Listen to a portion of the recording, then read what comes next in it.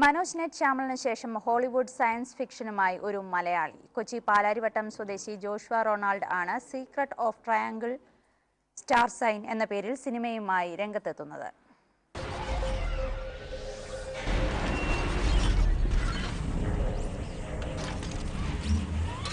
ജോഷ്വയുടെ പ്രഥമ സംരംഭമാണ് secret of triangle star sign.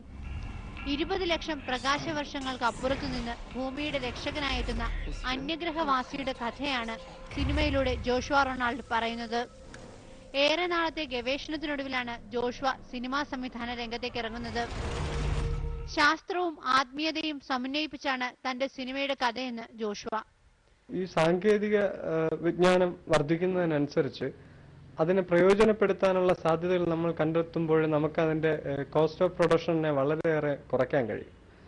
ഏറ്റവും കൂടുതലായിട്ട് ഈ പോസ്റ്റ് പ്രൊഡക്ഷനിൽ വരുന്ന എഡിറ്റിംഗ്, അതേപോലെ ഗ്രാഫിക്സ് വർക്കുകൾ, ഇത്തരത്തിൽ കൂടുതൽ ഗ്രാഫിക്സ് വർക്കുകളെ ഡിപ്പെൻഡ് ചെയ്തിട്ടാണ് എൻ്റെ സിനിമയുള്ളത്.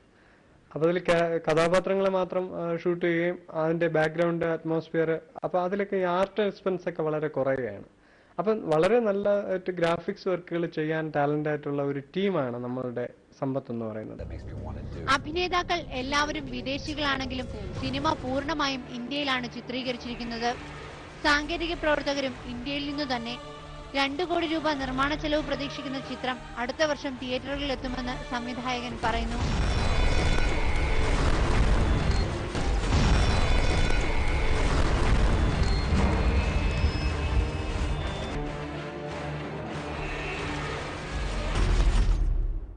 മനോരമ ന്യൂസ്.